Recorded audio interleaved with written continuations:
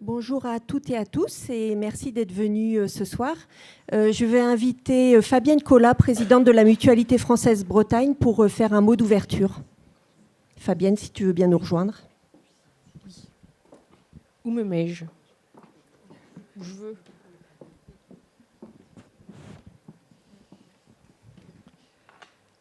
Bon, bonjour à toutes et à tous. J'ai dit à Christelle que ça serait une soirée conviviale, donc ne me faites pas mentir, quoi. Bon, en plus, Christelle m'a dit qu'elle était cool, tout ça, elle n'était pas stressée. Moi, je le suis toujours un petit peu. Bon, je pense qu'on va dire que c'est du bon stress. Je n'ai pas grand-chose à faire. Moi, j'ai juste à lire ma petite intro, donc normalement, il n'y a pas de raison de stresser. Je vous ai fait une petite surprise en plus.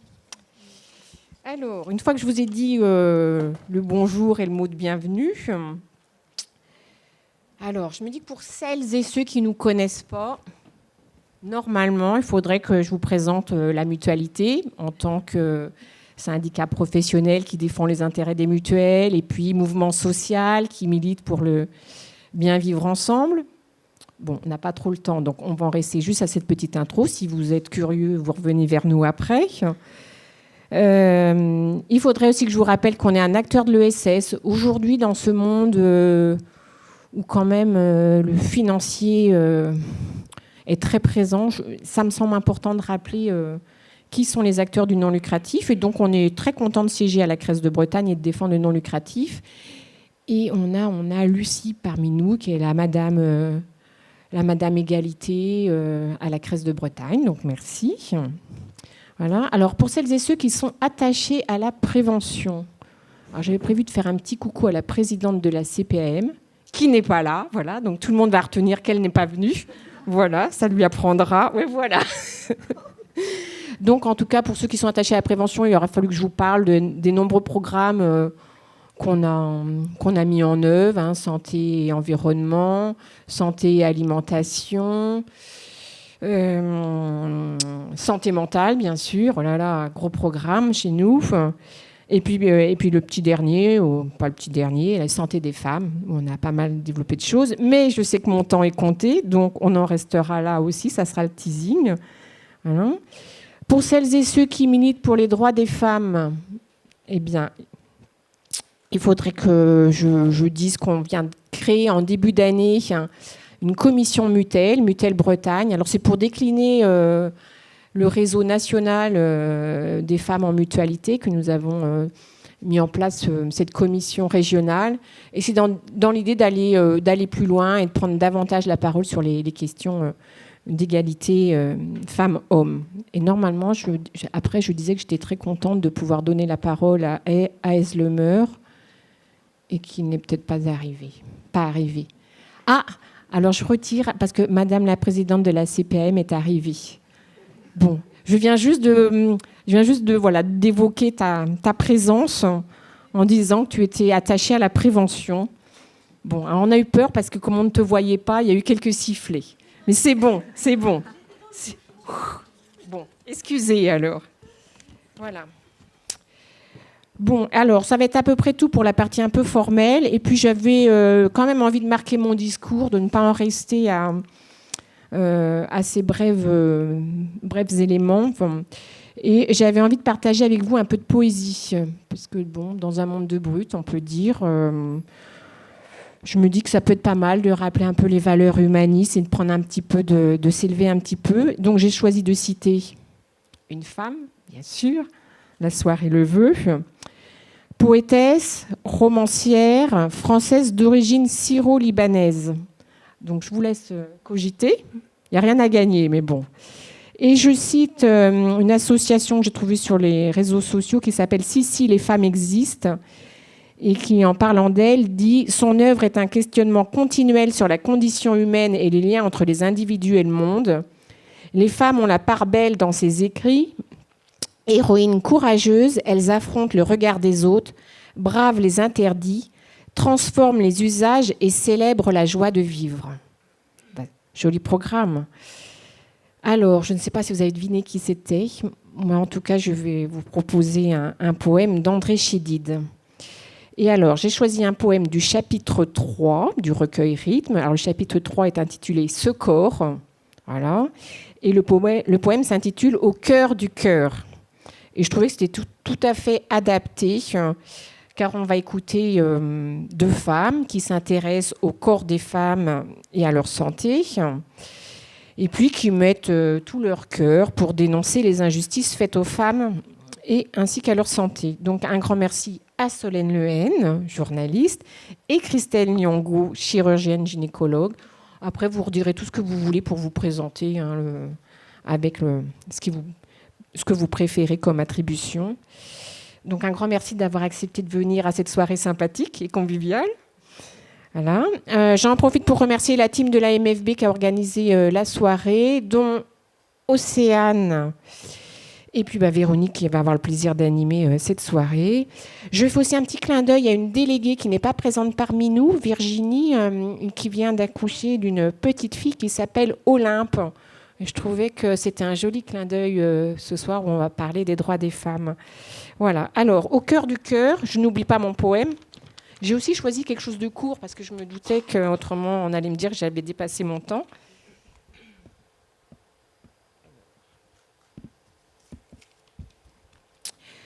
Au cœur de l'espace, le chant. Au cœur du chant, le souffle. Au cœur du souffle, le silence. Au cœur du silence, l'espoir. Au cœur de l'espoir, l'autre. Au cœur de l'autre, l'amour. Au cœur du cœur, le cœur. Bonne soirée et merci à tous. Merci beaucoup Fabienne pour ces mots d'introduction. Donc effectivement, alors la soirée va pouvoir débuter donc, sur cette conférence « Mieux soigner les femmes, un enjeu pour toutes et tous ». Je vous rappelle les principales règles, enfin de ne pas utiliser votre téléphone ou de le mettre en mode silencieux. La soirée est filmée, donc vous êtes de dos, donc il n'y a pas trop de soucis. Mais du coup, au moment des questions-réponses, merci d'attendre d'avoir le micro pour pouvoir poser les questions. Comme ça, ce sera de meilleure qualité pour le film. Donc ce soir, comme l'a dit Fabienne, nous accueillons le docteur Christelle Nyong'o Timo, qui est chirurgienne gynécologue au CHU de Rennes et maître de conférence. Bonsoir. Et Solène Lehen, journaliste santé pour France Info et co-autrice du livre « Les négligés, enquête au cœur du business de la santé des femmes », co-écrit du coup avec Marie-Morgane Lemuel, mais qui est malheureusement absente ce soir. Mais c'est pas grave, vous allez lui faire honneur. En tout cas, c'est ce qu'elle nous a dit. Donc, merci d'être présente, parce que du coup, c'est une belle opportunité pour nous de discuter des défis et des solutions pour améliorer la prise en charge et la santé globale des femmes. Et du coup, pour commencer cette soirée, je voudrais commencer par une question toute simple peut-être, mais c'est comment vous est venu cet engagement sur le sujet de la santé des femmes ? Alors, chacune a son micro. Merci beaucoup pour votre introduction. Alors, comment c'est venu ? C'est clairement pas venu brutalement et clairement pas venu au début. C'est vrai que, pour la petite histoire, j'ai voulu faire médecine très tôt dans mon enfance et au départ, je voulais devenir chirurgienne digestive. Voilà. Et puis finalement, j'ai vu un accouchement et j'ai pleuré plus que la maman. J'ai trouvé que c'était extraordinaire, un moment métaphysique extraordinaire, inexplicable. Et ce qui s'est passé par la suite, c'est que du coup, je suis passée en gynécologie et j'ai commencé à prendre en charge des patientes, des femmes. Et cette notion de différence entre femmes et hommes, elle s'est installée. J'ai commencé à l'apercevoir tout doucement. J'ai fait ma thèse de sciences, après avoir fait ma thèse de médecine, sur un sujet d'innervation pelvienne, sur finalement l'anatomie de l'innervation pelvienne. Et mon maître, celui qui m'encadrait, était un urologue, et donc il voulait que je travaille sur l'anatomie masculine. Et j'ai commencé à lui dire, non, je veux travailler à m'affirmer, je veux travailler sur des sujets féminins. Et quand j'ai commencé à faire les revues de littérature, je ne trouvais pas grand-chose. Alors, à l'époque, du coup, je m'interrogeais sur mes capacités à faire une bonne revue de la littérature. Et puis ensuite, du coup, j'ai fait les mêmes recherches en changeant les mots, en mettant des mots masculins, juste pour voir. Et là, j'ai vu des différences faramineuses. Ça a commencé un peu à éveiller mon esprit sur ces différences. Mais je me disais, c'est en anatomie. Et puis finalement, en discutant avec d'autres personnes qui font d'autres spécialités, eh bien, ces mêmes différences-là se retrouvaient. Et ensuite, c'est vraiment... effectivement, j'étais maître de conférence et puis depuis quelques mois, je suis professeure. Et du coup, ça fait longtemps, je vois pas mal de patientes qui ont des pathologies qui sont des pathologies de douleurs pelviennes. Et je me suis rendu compte que dans ces pathologies-là, il y avait un lien très fort avec, du coup, par exemple, des passés de violence, qu'il y avait un lien fort avec, du coup, le vécu au niveau familial et que, du coup, tout cela avait un impact majeur sur la santé des femmes et qu'on en parlait trop peu. Et c'est vrai que d'un point de vue, en tant que médecin, je me suis sentie assez désarmée par ça. Et j'ai voulu du coup, en plus de la base, d'être au maximum de ses connaissances en médecine pour prendre au mieux en charge les patientes, et bien également œuvrer pour un impact sociétal, pour améliorer leur prise en charge, mais pas que médicale, sinon on passe à côté. Voilà. Merci beaucoup. Alors de mon côté, moi je travaille à France Info, je suis journaliste santé, France Info la radio, et avec Marie-Morgane Lemoel, qui elle travaille à l'AFP, à l'agence France Presse. On se connaît depuis très longtemps, depuis une vingtaine d'années. Alors ça vous aura pas échappé qu'on a des noms bretons. On s'est rencontrés en fait, c'est un stage d'été à Ouest France où on travaillait comme jeunes journalistes à Lorient. Puis on a gardé contact, on s'entend très bien dans la vie. Il se trouve qu'il y a 2 ans, donc moi j'étais déjà journaliste santé et Marie-Morgane pour l'AFP couvrait tout ce qui est le champ de l'industrie pharmaceutique. Donc on travaillait souvent ensemble et ça a commencé un peu comme une blague. On rigolait des mails qu'on reçoit. Alors pour que vous voyez un peu notre quotidien, je reçois environ 150 à 200 mails par jour. Alors il y en a qui n'ont rien à voir avec mon secteur, et puis il y en a qui ont vaguement à voir, et là on trouve plein de choses assez farfelues et plein d'investisseurs ou de gens, de commerciaux ou de communicants qui vous vantent plein de choses hyper farfelues. Et alors c'est ça qui est rigolo, c'est que j'en ai encore reçu un hier, et je vous propose de lire ensemble ce mail que j'ai reçu pour que vous voyez de quoi ça parle. Sur la santé des femmes, je reçois environ 5 par jour, à peu près, sur les 150. Alors, je vous lis le titre. Innovation Santé, ERA, donc c'est le nom de la marque. L'allié des femmes ménopausées, start-up française invente un glaçon électronique. Bon, on rentre un peu dans le mail. Bonjour Solène. Et si un simple glaçon électronique tenait la réponse à l'un des plus grands tabous de la santé féminine? Bon, alors, du coup, je regarde un peu plus près. Voici Atana, une start-up française qui a mis au point ERA, le premier appareil de cryothérapie portable qui soulage immédiatement et naturellement les bouffées de chaleur et sueurs nocturnes liées à la ménopause. Sans hormones, sans effets secondaires, sans contraintes, parce que alors ça c'est très intéressant, il y a toujours le mot naturel, pas de chimie, etc. Ça se vend bien.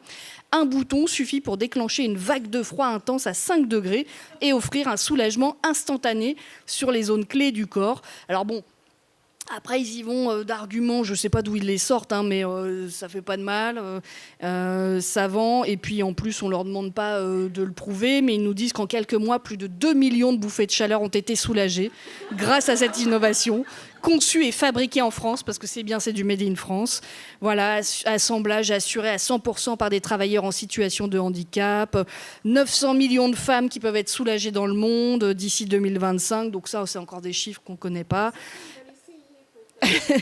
Et ERA a déjà conquis les jurys de Vivatech, du CES de Las Vegas, etc. Bon, bref, ils ont eu un stand dans ces grands salons, quoi. Je vous passe un peu le truc. Alors, si on regarde, en fait, c'est une espèce de petit boîtier qu'on se met ici. Mais alors, ça soulage moyen, parce que c'est 10 cm². Voilà. Donc, on se met ça contre... bon, autant faire avec un glaçon, quoi, je pense. Et c'est tout ça pour la modique somme de 170 €. Voilà.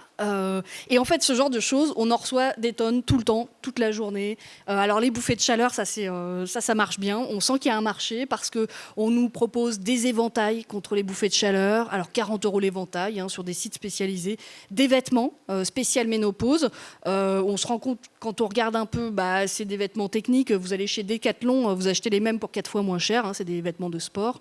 On vous propose des compléments alimentaires contre les bouffées de chaleur. Et quand on regarde là aussi la composition, en fait, on se rend compte que ça a été testé au mieux sur des rats Et tant qu'à faire, des rats mâles, hein, et même pas femelles. Donc voilà, il y a tout un marché de charlatans qui s'est construit. Et avec Marie-Morgane, donc on se les échangeait au début. On disait, ah, t'as vu celui-là, le CBD contre l'endométriose, ah, t'as vu... Hop, et les oreillers rafraîchissants contre les bouffées de chaleur, ça aussi, c'était rigolo. Et au bout d'un moment, on s'est dit, bon, est-ce qu'il n'y a pas quand même quelque chose à gratter ? Parce qu'on voit bien qu'il y a un marché. Et en grattant, on se rend compte que le marché du bien-être, auquel on assimile souvent la santé des femmes, c'est un des piliers de ce marché, on était à 5 000 milliards de dollars l'an dernier. Cette année, on est à 6 000 milliards de dollars. Donc, c'est faramineux. Les femmes, notamment les plus jeunes et les plus âgées, parce qu'elles n'ont plus besoin forcément de s'occuper des enfants, elles ont du temps et elles ont du pouvoir d'achat, parce qu'elles n'ont pas encore d'enfants ou plus d'enfants à charge, et c'est des consommatrices de soins. Et il y a tout ce marché qui s'est créé sur le business, donc sur la santé des femmes. Et on a commencé à gratter un peu et à se rendre compte que finalement, ce marché, s'il était là, c'est parce qu'il y a un vide dans la santé des femmes. D'où le titre du livre qu'on a coécrit qui s'appelle « Les négligés ». La santé des femmes a longtemps été négligée. Alors ça progresse, voilà, mais on part de très très loin. Et on s'est dit, alors nous, on n'a pas voulu faire un livre militant, parce qu'on n'est pas militante, mais journaliste, où on a voulu poser ce constat, en première partie, d'une santé des femmes longtemps négligée, et deuxième partie, ce grand vide auquel les femmes sont confrontées. Par exemple, une femme qui souffre d'endométriose, on est à 7 ans d'errance diagnostique en moyenne. 7 ans avant que quelqu'un vous dise « Ah, ça y est, on a un nom pour votre maladie, c'est l'endométriose ». Et puis juste derrière, douche froide. « Ah oui, mais au fait, on n'a pas de médicaments, on ne peut pas vous guérir ». Et du coup, toutes ces femmes qui n'ont pas de réponse à leurs questions, aujourd'hui, elles sont 2 millions en France, rien que pour l'endométriose. Hein. Si on rajoute fibrome, on est au moins à 1 million. Syndrome des ovaires polykystiques, 1 million de plus. Donc, c'est des maladies dont on ne guérit pas, que la science ne sait pas guérir. Mais les charlatans, eux, ils savent vous la guérir. Hein. Et donc, il y a tout ce vide dans lequel se sont engouffrés plein de solutions. Alors, je parle des charlatans, il y a aussi des choses très bien qui sont faites dans la santé des femmes, mais il y a tous ces investisseurs, plus ou moins véreux, qui se sont engouffrés dans cette santé des femmes. Et ça fait l'objet de la deuxième partie du livre. Voilà, et qu'on a essayé de faire un peu complet, mais on pouvait pas. Il y a tellement de choses à raconter. À un moment, il a fallu s'arrêter pour sortir le livre.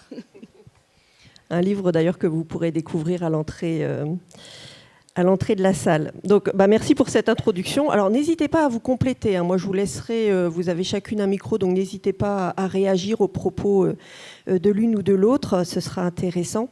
Donc, ce soir, vous l'avez compris, on va parler inégalités de santé. Et dans notre cas, les inégalités genrées. Donc, alors, tout d'abord, Dr Christelle Nyangotimo, vous accompagnez des femmes au quotidien. Qu'est-ce qui nous différencie nous, femmes, des hommes en termes de santé? Ouais. Alors déjà, je vais rebondir sur les propos de Solène. C'est vrai que je partage totalement ces constats et c'est d'autant plus difficile parce qu'on voit bien ces patients en consultation, du coup, dont des personnes en dehors, on va dire, font du business sur leur souffrance et sur nos manquements. Donc c'est sûr qu'il y a clairement un enjeu pour accompagner les bonnes volontés qui veulent faire de la recherche en technologie en santé des femmes et les accompagner correctement, parce qu'en fait, ils ne sont pas non plus accompagnés et du coup, ils sont aussi démunis. Et donc, si je reviens à votre question sur du coup les différences, en fait, c'est assez simple. Les femmes et les hommes, ce sont des êtres différents. Donc, la femme n'est pas une variation d'un homme. Et ça, c'est vrai que pour le coup, ça paraît anodin de dire ça, mais en fait, de manière historique, la médecine a été conçue par des hommes et pour des hommes. Et donc, on a la femme, elle peut avoir des grossesses, elle a plein de phases dans sa vie, voilà. La puberté, la grossesse, la ménopause, mais même au sein d'un mois, il y a le cycle hormonal, voilà, la physiologie est différente. Ce qui fait que du coup, il faut des études spécifiques sur ces différentes situations à ces différents moments pour avoir des réponses spécifiques. Et ça a été très, très, très, très peu fait. Et donc, les femmes vont avoir des pathologies qui vont toucher leurs organes génitaux féminins, qui par définition sont différents de ceux des hommes. Mais si, voilà, j'aime beaucoup le dire, et je vais le redire, je m'arrêterai jamais de le dire, mais si on tape anatomie et pénis et anatomie et clitoris, on a une différence sur PubMed, qui est notre moteur de recherche scientifique, qui est fois 6. On en a même plus, parce que c'est 1500 articles pour anatomie et clitoris, et c'est 21 000 pour anatomie et prostate. Donc on a une marge qui est extrêmement importante, et c'est comme ça dans plein de choses. Donc on a ces pathologies qui vont toucher spécifiquement l'appareil génital féminin, c'est l'endométriose, c'est les fibromes, et ces pathologies sont il y a très peu de recherches qui ont été faites jusqu'à maintenant. Très très peu. Il y a des pathologies qui vont toucher plus fréquemment les femmes. C'est les pathologies auto-immunes, c'est le lupus, c'est toutes ces pathologies-là, l'asthme, voilà. Pareil, très peu d'études sur ces maladies systémiques, spécifiquement chez la femme. Et il y a les pathologies qui vont toucher les hommes et les femmes, mais différemment, comme les pathologies cardiovasculaires. C'est assez drôle parce que du coup, les femmes ont des symptômes différents des hommes, et souvent on dit que c'est des symptômes atypiques, donc du coup atypiques, mais qui touchent 50% de la population. Et donc voilà. En médecine, moi quand j'ai fait mes études, on nous a jamais appris les symptômes de l'infarctus du myocarde chez la femme. Ce qui a amené à quoi? Des sous-diagnostics et une surmortalité. Aujourd'hui, les maladies cardiovasculaires sont la première cause de décès chez la femme. Et encore une fois, on pense que c'est la première cause de décès chez l'homme. Or, clairement, ce n'est pas assez mis en évidence. Il y a beaucoup de femmes aujourd'hui qui décèdent parce qu'elles sont venues pour des douleurs mammaires et qu'on leur a donné un Doliprane. Voilà. Il y a ça, et à côté de ça, du coup, il y a tout l'environnement. Parce que ce qu'il faut bien se rappeler, c'est que les maladies que l'on a, la génétique, tous les facteurs héréditaires, c'est que 5%. Après, tout le reste, c'est l'environnement. Et qu'est-ce qu'on remarque à l'environnement? L'environnement d'une femme, eh bien, c'est plus de précarité économique, plus de violences sexuelles et sexistes, plus au niveau culturel de banalisation des symptômes, et notamment des douleurs. Clairement, une patiente qui va aux urgences pour des douleurs abdominales, il va souvent lui être donné un anxiolytique, alors qu'un homme, plutôt un Doliprane. Ça, c'est vraiment c'est assez clair. Donc, il y a un vrai sujet qui montre ça. Et alors, donc, moins de recherches sur les femmes qui ont été, voilà, et vous le décrivez très bien dans votre livre, qui décrit très bien du coup que les femmes, peu de femmes en recherche parce que trop compliqué, le cycle hormonal, enfin voilà, et parce qu'on veut les protéger avec, elles peuvent être potentiellement enceintes. Il y a eu des cas avec le Distilbent, voilà. Donc, on veut les protéger. Peu de femmes investigateurs principales. Donc il y a peu de femmes professeurs, peu de femmes qui sont leaders d'équipes de recherche, donc qui donnent des axes en fait de recherche qui seraient plus favorables aux femmes. Et du coup, ce qui crée un biais majeur dans la recherche médicale. On a fait une revue là, avec Ophélie, du coup, il n'y a pas si longtemps, parce qu'on a déposé un projet dont je parlerai après. Et en fait, il n'y a que 8% des financements aux États-Unis en recherche qui sont spécifiques pour la santé de la femme en 10 ans. Que 8%. Donc il y a une différence qui est majeure. Et quand on regarde dans la tech, au niveau de la technologie de santé, ces entreprises, les entreprises qui vont se dédier spécifiquement à la santé de la femme, il y en a que 3, enfin le financement sera à hauteur que de 3%. Donc il y a clairement un sous-financement, peu d'études et peu d'envie, on va dire, que la santé de la femme soit étudiée. Est-ce que nous, on a interviewé un médecin qui nous disait aujourd'hui la santé de la femme, on en est au Moyen-Âge, en fait, parce qu'on part de très très loin. Alors, il y a plein de choses qui sont en train d'être rattrapées, mais par exemple, l'endométriose, on comprend à peine les mécanismes de la maladie, donc on est encore loin de pouvoir inventer des médicaments qui permettront de guérir. Et on sait très bien qu'un médicament, il faut 10 ans, il faut des essais cliniques, etc. Donc, on part de loin, il va falloir encore beaucoup de temps. Et pendant ce temps-là, c'est plein de femmes qui n'auront pas de réponse à leurs questions. Ça va laisser ce grand vide dans lesquels vont s'engouffrer des charlatans, parce que les charlatans, eux, ils ont la solution. Hein. Ils vous le disent. En 2 clics sur Internet, ils vous disent « Mais moi, madame, je sais guérir votre endométriose. » Et pour le livre, justement, on a testé, on s'est un petit peu amusé, on a testé notamment les charlatans du féminin sacré. Alors, je ne sais pas si vous voyez à peu près cette mouvance. C'est un courant de pensée issu du mouvement New Age qui dit qu'il faut reconnecter son corps, notamment le corps des femmes, à la nature. Bon, très bien, il y a plein de rituels autour. Alors, il y a des choses un peu anodines et pas très dangereuses, où j'ai testé, par exemple, la bénédiction de l'utérus. Voilà, je vous conseille. Voilà, il y a plein de rituels, il y a du chamanisme, etc. Il y a des choses un petit peu plus dégueu, on va dire. Les cérémonies du don des sangs des lunes. Alors, le sang des lunes, je ne vous fais pas un dessin. Donc, vous verrez des vidéos, hein, il y a des vidéos sur YouTube. Donc, on récolte le sang des lunes, tant qu'à faire dans un tupperware transparent, sinon c'est pas drôle. Et puis, tout un cérémonial avec des tambours, ce genre de choses, des espèces de petites chansons, de petites prières chamaniques. Et puis après, hop, on verse ça dans la terre-mère Gaïa, enfin, en gros dans le jardin, quoi. Et voilà, donc ça... J'ai envie de dire, c'est pas bien méchant. Mais ça peut aller beaucoup plus loin parce que toutes les femmes, donc vous en avez parlé, enfin, il y a plein de choses. Aujourd'hui, la prise en charge des femmes n'est pas optimale.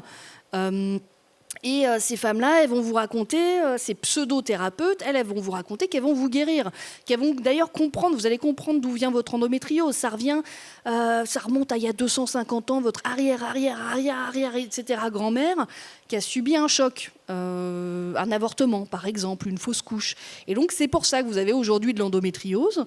Et ne vous inquiétez pas, madame, on va vous guérir. Alors avec plein de cérémonies, on va vous faire des séances de chant vibratoire. Alors j'ai toujours pas compris ce que c'était la différence entre un vrai chant et un chant vibratoire. Pour moi, c'est la même chose. Mais soi-disant, alors il y a plein de termes hyper compliqués. Ça va recristalliser vos cellules à l'intérieur de votre corps et ça guérit tout. Donc il suffit juste d'être réceptif à ces chants. Et on va guérir votre cancer, votre endométriose, votre fibrome, votre fibromyalgie, tout ça. Et tout ça, ça se fait évidemment à coût de centaines d'euros, tant qu'à faire. Et on finit par vider tous vos comptes. Et on est allé voir aussi la MIVILUD, la mission de lutte contre les dérives sectaires, qui nous explique que là, on est carrément dans une emprise sectaire. Parce que vous dites, bon, c'est un peu folklore, mais c'est pas méchant. Mais non, là, carrément, on en vient du coup à faire en sorte que les personnes se détournent de la médecine, parce que la médecine aujourd'hui ne donne pas de réponse, malheureusement. Et on se détourne complètement de la médecine pour aller dépenser tout son argent, vider son PEL dans ce genre de pratique. Et c'est là le danger. Alors ça va très loin, là on est à l'extrême, mais peut-être que aussi c'est cette sous-prise en charge de la médecine et de la santé des femmes qui mène à tout ça. Et la recherche aussi, parce que c'est le point central, c'est que la recherche n'est pas suffisamment avancée. On part de très très loin. Alors il y a plein de choses, heureusement, donc on a dit pendant des années, aujourd'hui la plupart des médicaments que vous avez dans votre armoire à pharmacie, c'est des médicaments qui ont été conçus dans les années 50-60, qui n'ont pas été testés sur les femmes, parce que, vous l'avez dit, il fallait les protéger contre... on ne testait pas sur les femmes parce que peut-être que si elle était enceinte, le bébé à naître aurait des malformations, ce genre de choses. Et puis il y avait aussi, c'est compliqué de tester sur une femme, elle a des cycles, pas fastoche. De toute façon, le corps d'une femme, c'est la même chose que celui d'un homme en plus petit. Bon, aujourd'hui, on sait que ce n'est pas le cas. Mais tous ces médicaments qui n'ont pas été testés sur les femmes, aujourd'hui, vous les prenez, vous avez davantage d'effets secondaires parce qu'en fait, c'est des doses de cheval qu'on vous donne la plupart du temps. Parce que les femmes assimilent en général plus vite et éliminent plus lentement les médicaments que les hommes. Mais voilà, tout ça, on a progressé depuis. Aujourd'hui, les essais cliniques, c'est... l'autre fois, j'avais fait une intervention à une table ronde et il y a quelqu'un du laboratoire MSD qui est venu me voir et qui m'a dit « Non, mais moi, je crois que chez nous, maintenant, c'est égalitaire. » Et effectivement, après, il m'a envoyé un mail où il avait fait tout le décompte. Et il m'a dit « Voilà, nous, on a 50% de femmes, 50% d'hommes pour tous nos essais cliniques. » Et je veux bien le croire parce que quand on regarde les chiffres internationaux, on est à peu près à la parité. Mais ça a pris du temps.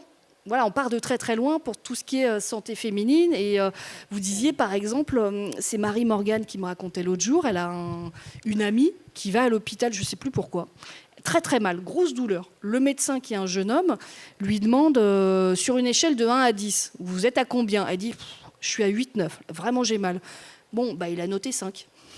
Voilà.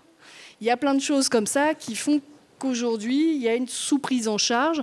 Ça vient de l'inconscient. Souvent, les médecins ne sont pas des méchants, hein. C'est des gens qui veulent bien faire. Il n'y a pas de complot masculiniste. C'est aussi ce qu'on voulait dire dans le livre. Il ne faut pas être hyper féministe et voir un complot masculin partout. C'est parfois de l'inconscient, de l'involontaire, du retard dans la prise en charge qui font qu'aujourd'hui, les femmes sont négligées, restent encore un peu négligées de la santé. Ouais, merci beaucoup. J'aimerais rebondir sur 2-3 petites choses. Déjà, en fait, alors, je pense qu'il y a 2 choses. Il y a les solutions qu'on a via la recherche des traitements efficaces qu'on n'a pas pour beaucoup de pathologies féminines. Alors moi, je suis dans l'endométriose, les douleurs. Il faut être très, très humble. Il n'y a pas de traitement étiologique, c'est que des traitements symptomatiques. Donc, voilà.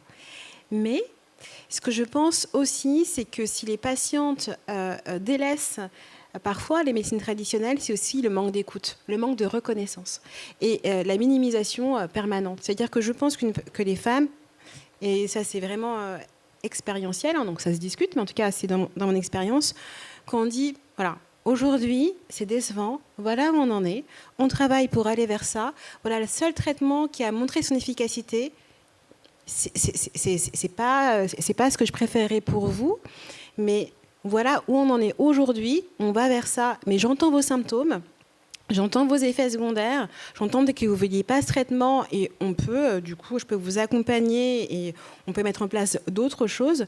Je pense que ça permet aux patients d'avoir un espace où elles se sentent, du coup, reconnues. Il y a vraiment une reconnaissance. C'est des patientes de 7 à 10 ans d'errance. Elles ont vu 10 à 15 praticiens qui leur ont dit que c'était dans leur tête. Donc clairement, il y a une sorte de justice à avoir. Et de dire également que si elles veulent en fait aller voir d'autres types de pratiques, c'est ouvert. On peut en discuter parce que c'est pas non plus. Enfin, la médecine traditionnelle n'a pas non plus toutes les solutions. C'est ouvert, on peut en discuter. Je pense que ça peut aussi limiter le fait que les patientes aillent voir des gens qui leur fassent payer des sommes astronomiques pour pas grand-chose.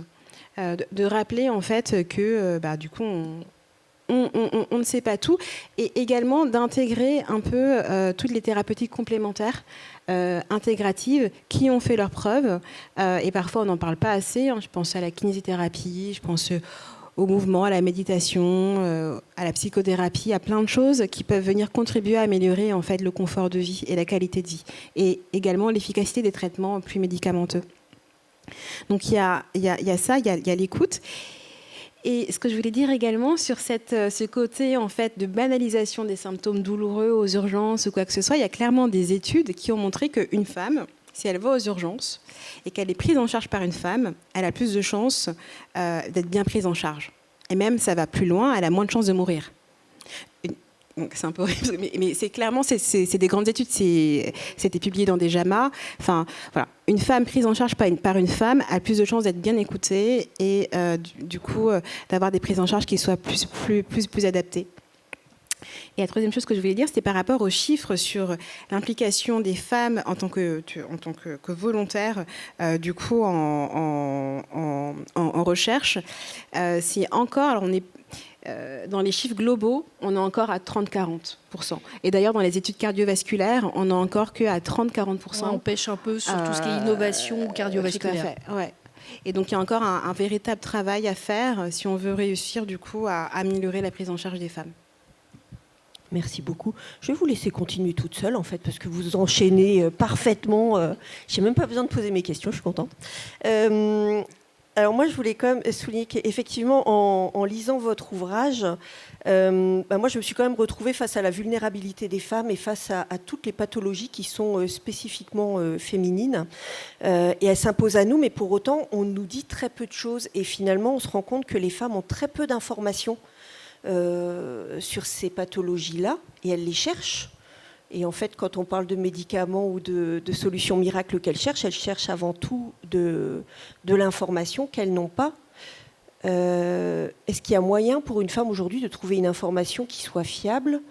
Oui, on ne peut pas reprocher justement à une femme qui est malade, à qui un médecin dit « j'ai pas de solution pour vous », d'aller chercher elles-mêmes d'autres solutions. Alors ça peut passer par des choses qui sont moins conventionnelles, mais pour lesquelles elles dépenseront pas tout leur compte épargne. Et si ça leur fait du bien, il y a plein de médecins qui nous ont dit tant mieux, moi mes patientes, si ça les apaise, pourquoi pas. Il ne faut pas en revanche qu'elles se détournent complètement de la médecine. Et dans les solutions qu'on a, on se rend compte que il y a plein de choses qui existent aujourd'hui, mais parfois c'est détourné. Je ne sais pas comment vous dire, mais les investisseurs, ils vont aller sur des choses qui fonctionnent. Là, on entendait, c'est une solution, je ne sais plus, il y a un moment où il y a le mot naturel qui revient. Le mot naturel, ça revient tout le temps. Oui, mais madame, c'est naturel. Ouais, mais enfin, attendez, dans le cyanure, c'est naturel aussi. Enfin, je veux dire, tout ce qui est naturel n'est pas bon pour la santé. Et ça, c'est des arguments de vente qui reviennent régulièrement. Et les femmes, on ne peut pas leur reprocher d'aller chercher des solutions. L'information, nous, ce qu'on peut dire, c'est que effectivement, l'information, elle ne vient pas toujours des professionnels de santé. Parce que manque de formation, la ménopause, dans la formation d'un médecin généraliste, c'est 0, voire 2 heures. Et c'était parfois il y a bien longtemps. Donc, la plupart des généralistes, quand ils voient une femme de 50 ans arriver dans leur cabinet, ils ne vont même pas penser à demander, au fait, vous en êtes où ? La ménopause, vous en êtes où ? Non. Ils ne poseront pas la question. Et c'est des femmes qui ont plein de questions. Si elles n'osent pas aborder le sujet avec le médecin sans doute l'abordera pas, et elles vont se retrouver démunies à aller chercher sur Internet des compléments alimentaires, justement, contre les bouffées de chaleur, qui vont lui coûter très très cher, alors que peut-être le traitement hormonal de la ménopause, bien dosé, il est beaucoup réhabilité, aurait peut-être suffi. En plus, il est remboursé par la Sécu, il coûte que 12 euros, je crois, 12,50 €.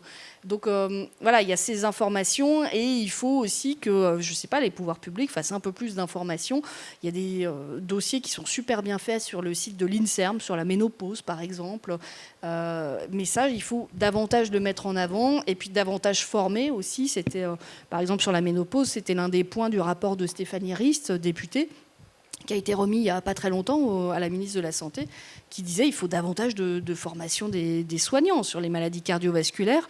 Aujourd'hui, vous avez un accident cardiaque, vous êtes prise en charge en tant que femme 36 minutes plus tard qu'un homme. Donc, autant vous dire que vous avez le temps d'y passer, en fait, 36 minutes. Donc, voilà, c'est ça. L'information, il faut soi-même aller la chercher, mais il faut trouver les bons canaux.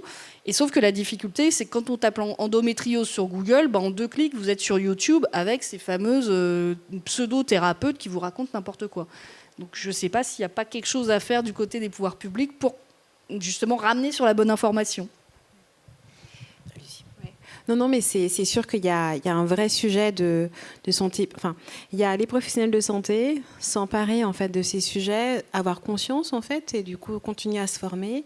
Il y a les pouvoirs publics en donnant des fonds, parce qu'il faut quand même des subventions.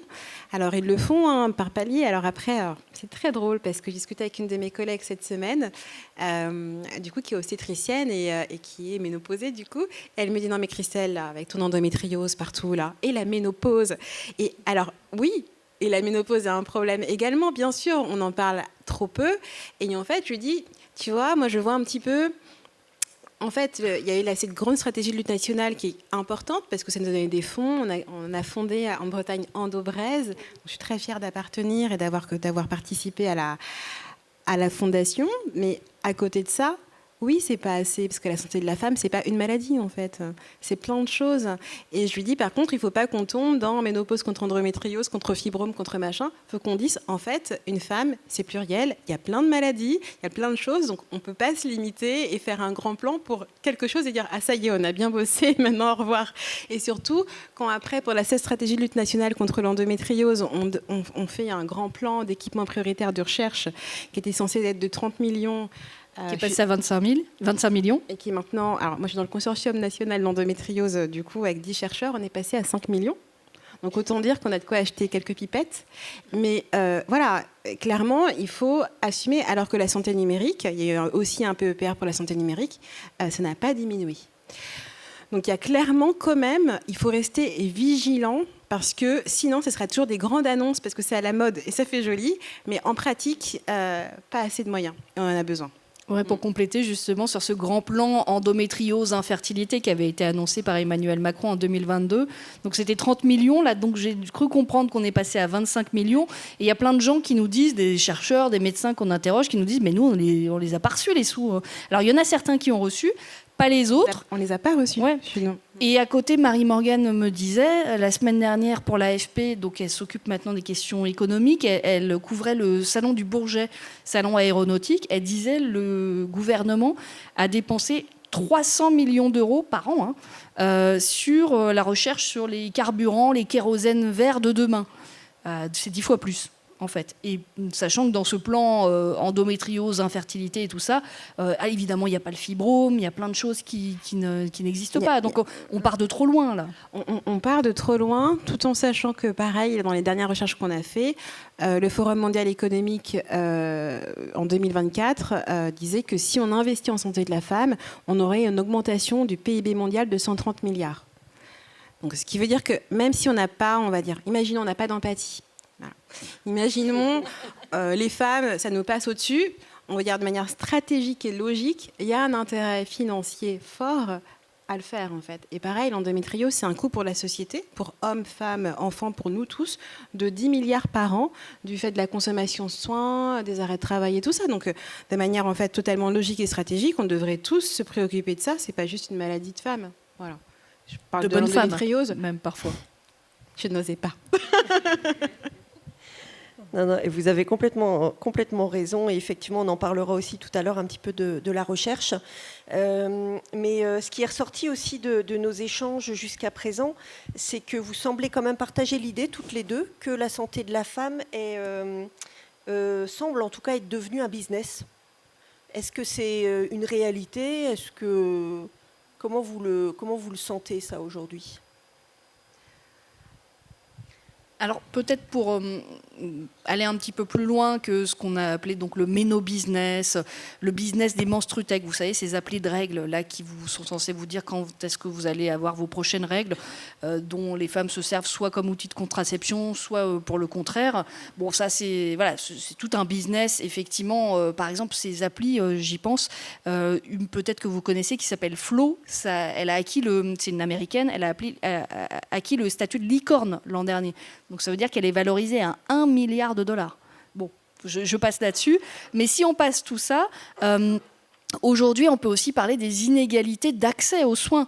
Aller trouver un rendez-vous chez un gynéco, bon, c'est comme un dermato, vous me direz, vous pouvez attendre l'année prochaine.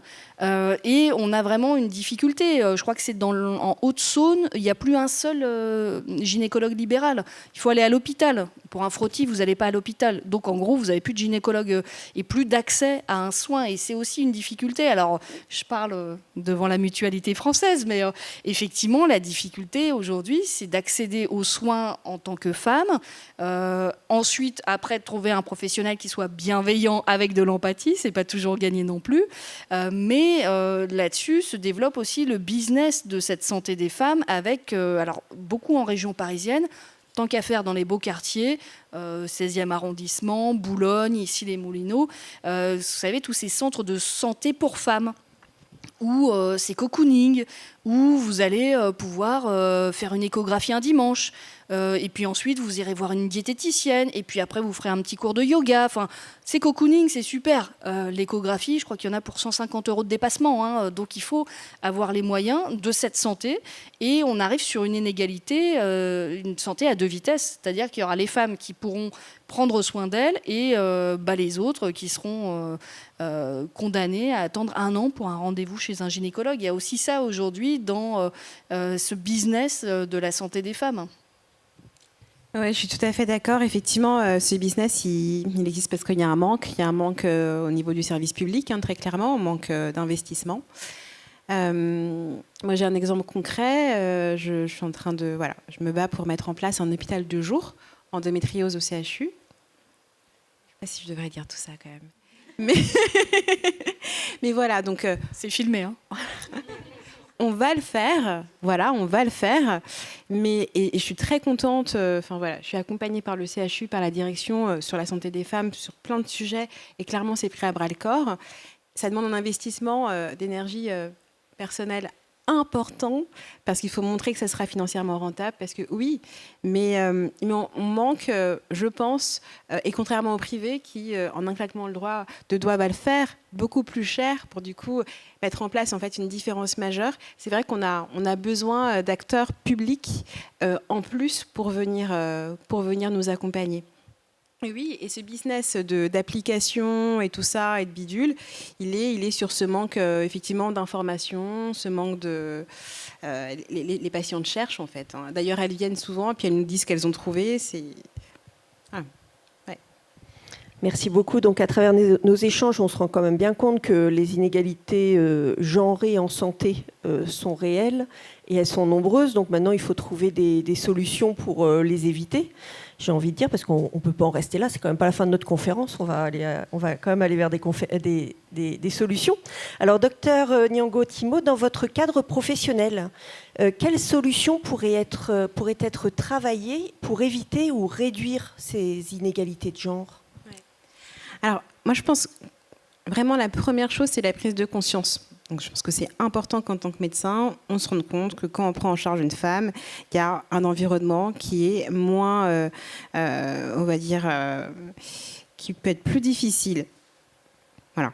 Donc, je pense que c'est extrêmement important parce que imaginons, voilà, j'ai un cas précis, j'ai une patiente qui a de l'endométriose et qui a un passé traumatique où clairement, le passé traumatique, ça augmente le risque de chronicisation de la douleur.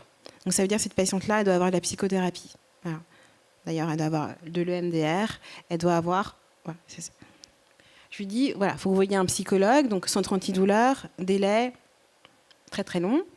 Donc vous pouvez commencer par une psychothérapie en ville. Psychothérapie en ville, 60 €. Tout le monde ne peut pas payer 60 € plusieurs fois par mois pour être prise en charge. Donc en fait, c'est être conscient de ça et du coup, de mettre en place... on va dire, dans leur structure, des solutions comme des hôpitaux de jour, pour travailler de manière, on va dire, plus accessible pour ces personnes, pour qu'elles puissent avoir en fait une prise en charge avec des thérapeutiques complémentaires prises en charge. Donc, je pense qu'il y a vraiment cette prise de conscience-là, il y a former les personnels soignants à la médecine genrée. Ce n'est pas pour faire des distinctions, mais c'est que c'est indispensable si on veut prendre en charge correctement les femmes. Donc, à la reconnaissance en fait, des différences hommes-femmes sur certaines pathologies. Également, de prendre en compte du coup, tout l'environnement, donc ça on l'a dit, mais de reconnaître s'il y a des violences associées. Voilà, il y a la maison des femmes au CHU, on est très content de ça. Donc de prendre en charge cela. Également l'environnement socio-économique, l'environnement professionnel, de penser à accompagner pour des adaptations de travail avec la médecine du travail, que les patientes ne connaissent pas leurs droits en fait. Donc, moi j'ai des patientes qui souffrent d'endométriose qui me disent que je ne peux pas, mon employeur n'est pas d'accord pour que je sois soit à temps partiel, soit que j'ai des aménagements de poste. Eh bien, en fait, les patientes ont des droits. Donc, c'est aussi à nous de les accompagner ou de les rediriger vers des ressources pour les accompagner de manière adaptée. Donc, il y a vraiment ça. Il y a bien sûr inclure plus de patientes dans les recherches cliniques, promouvoir, parce que quand on parle de santé des femmes, et donc j'ai un de mes amis et collègues qui m'a dit « Christelle, pourquoi tu ne dis pas santé et femmes ?» Parce que, en fait, c'est aussi important de promouvoir dans des postes à responsabilité des femmes. Parce que du coup, il y aura une vision complémentaire de la santé de la femme, notamment, je pense à la recherche, dans les équipes de recherche. À partir du moment où on lead ou on est dans une position de responsabilité dans une équipe de recherche, on peut choisir les axes de recherche. Donc voilà. Moi, j'ai la chance d'être dans une équipe de recherche de technologie en santé, sur l'intelligence artificielle et la chirurgie et l'endométriose. Et j'ai intégré mon équipe il y a maintenant quelques années, il y a 5 ans. Et au fur et à mesure de mes discussions avec mon directeur de recherche INSERM, eh bien, on a orienté au fur et à mesure des projets en santé de la femme, voilà, petit à petit. Et aujourd'hui, il me dit « Tiens, Christelle, j'aimerais qu'en fait, on ait un axe fort santé de la femme ». Et ça, c'est venu parce qu'en fait, eh bien, du coup, je suis une femme et j'ai pu, au fur et à mesure, mais c'était même pas j'ai pas recherché cela, mais ça lui est paru évident qu'en fait, il s'est dit, en tant que chercheur, je peux faire de la recherche sur un axe qui a un impact fort au niveau de la société. Donc il y a ça, il y a bien sûr améliorer le parcours de soins des femmes. L'hôpital de jour, ça paraît anodin, mais en fait, les femmes ont la charge quand même le plus fréquemment des charges familiales. Donc, quand on organise mieux le parcours de soins, elles ont plus de possibilités de se libérer pour pouvoir prendre en charge leur santé.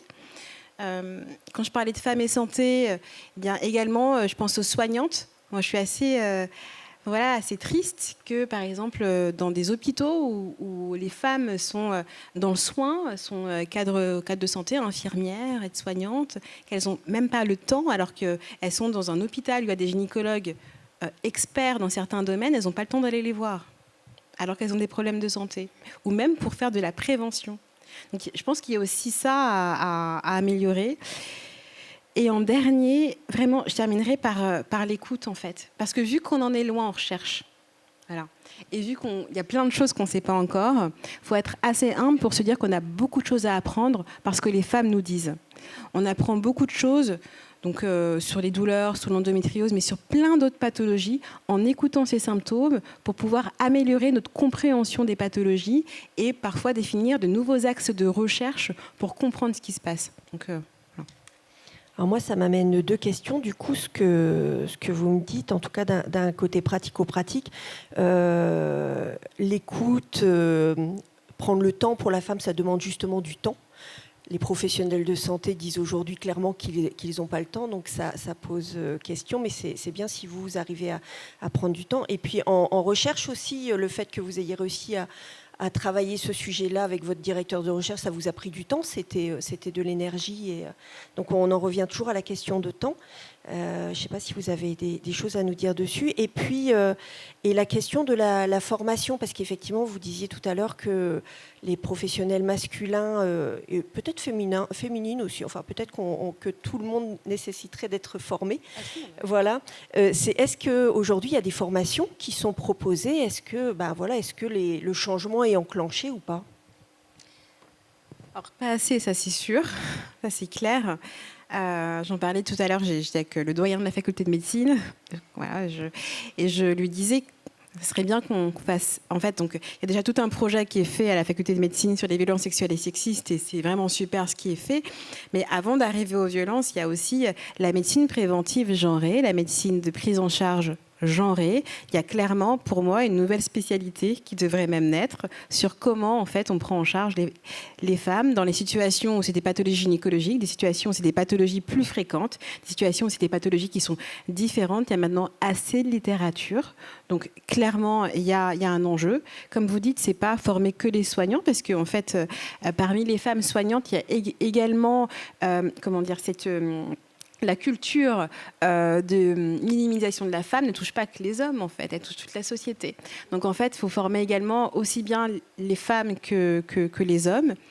Et après, sur cette question du temps, c'est sûr que clairement, il faut augmenter, améliorer les conditions de travail des soignants, que ce soit médecins, infirmières, sages-femmes, bien sûr, améliorer les conditions et donc avoir plus de professionnels de santé pour pouvoir en fait se permettre de prendre en charge mieux les patientes en leur accordant du temps. C'est-à-dire que c'est toujours à la fois les patientes ne se sentent pas écoutées, à la fois les médecins doivent voir beaucoup de patientes. Donc clairement, il y a un enjeu au niveau des pouvoirs publics pour améliorer la qualité de vie au travail des soignants pour qu'ils puissent mieux prendre en charge, ça c'est clair. Donc effectivement, il y a des solutions, mais il va falloir du temps pour le coup, pour qu'elles puissent aboutir quand même. On y va progressivement. Oui, mais je pense que clairement, il faut être proactif. Parce que, par exemple, il y a une très belle étude qui montre que si on attend dans les postes à responsabilité que ça se fasse un peu comme ça, parce qu'il y a de plus en plus de femmes il y a 80% de femmes, il y a une féminisation forte de la médecine. Si on attend en fait que les choses se fassent, c'est en 2142, on aura en fait 50% de femmes au même poste que des hommes. En médecine. Donc clairement, alors qu'on est à plus de 50% dans les études de santé. Exactement. Et en fait, moi j'en parlais à des collègues en leur disant quand même là en congrès de gynécologie, il n'y a que des femmes dans les gradins et quand on regarde du coup sur scène, il y a que des hommes. Ils disent, non mais Christelle, t'exagères. Non mais vraiment. Donc du coup, j'ai demandé à une interne brillante de travailler sur le sujet. Elle a repris tous les congrès de gynécologie d'Europe et de France. Et en fait, elle a mis en évidence qu'il n'y avait que 20% de femmes invitées du coup sur les gradins. Et parmi ces 20%, que 10% qui parlaient. Les autres, c'était des modératrices en fait. Donc clairement, il y a un véritable enjeu. Et je pense que de prendre conscience de ça, d'en parler, d'être proactif, c'est important et nécessaire. Sinon, ça ne se fera pas tout seul. Moi, je dirais que parmi les solutions, il y a effectivement le fait de parler. Alors, pas que les médecins, mais aussi les patientes. Enfin, on voit bien, il y a 10 ans, vous lâchiez le mot endométriose. Dans une assemblée, les gens ils vous regardaient avec des grands yeux, mais qu'est-ce que c'est que ce truc ? Aujourd'hui, la parole s'est quand même beaucoup libérée. On parle beaucoup, même la ménopause, les femmes en parlent. Quand elles font ça et qu'elles disent « Oh là, j'ai une bouffée de chaleur », ça paraît plus complètement inconvenant. Et ce genre de choses fait qu'on banalise, on apprend davantage. Alors, c'est pas gagné, mais endométriose, au moins, tout le monde voit à peu près de quoi on parle. Grosso modo, les gens ont au moins en tête que j'ai mal quand j'ai mes règles. Bon, c'est pas tout à fait ça, mais on a déjà progressé. Mais il va falloir encore faire davantage. Syndrome des ovaires polykystiques, SOPK, je pense que si on demande à la plupart des gens, ils vous disent c'est un club de foot biélorusse. Enfin, voilà, j'imagine. Mais, donc, après, c'est aussi aux patientes, aux femmes, de porter ce genre de choses sur la place publique, d'en parler. Alors, il y a pas mal de femmes qui sont justement connues, qui en parlent. Alors, il y avait Laurie, la chanteuse, qui parlait de son endométriose. Il y a Céline Dion, qui parle aussi de sa maladie auto-immune. Maladie auto-immune, vous le disiez, c'est 8 patients sur 10 sont des femmes. Il y a la migraine aussi. La migraine, c'est une majorité de femmes. Alzheimer, c'est une majorité de femmes. Voilà, il y a plein de maladies comme ça où c'est davantage de femmes, mais il faut aussi le faire savoir, il faut en parler pour que que ça avance.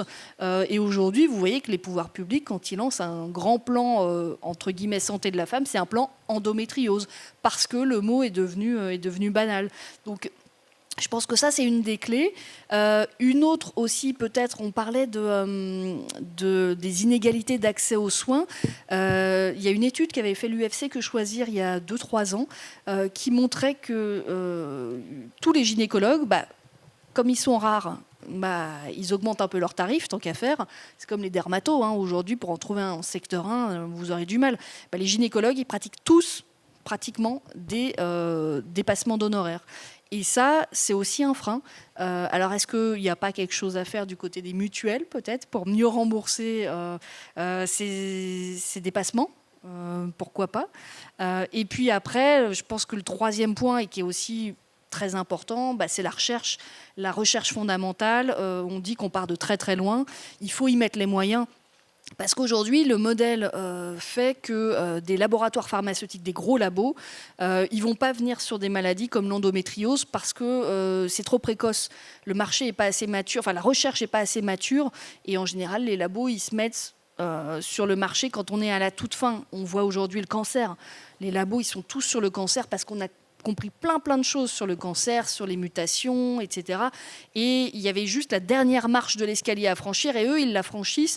Et là, on a depuis 10 ans, avec l'immunothérapie, avec les CAR-T-cells, on a des progrès phénoménaux. L'endométriose, on est beaucoup trop loin. Donc, en fait, la seule solution pour que les labos s'y mettent un peu plus tard, parce que pour eux, c'est pas rentable, et quoi qu'on en veuille, aujourd'hui, le modèle est capitalistique. Donc voilà, c'est comme ça que ça marche.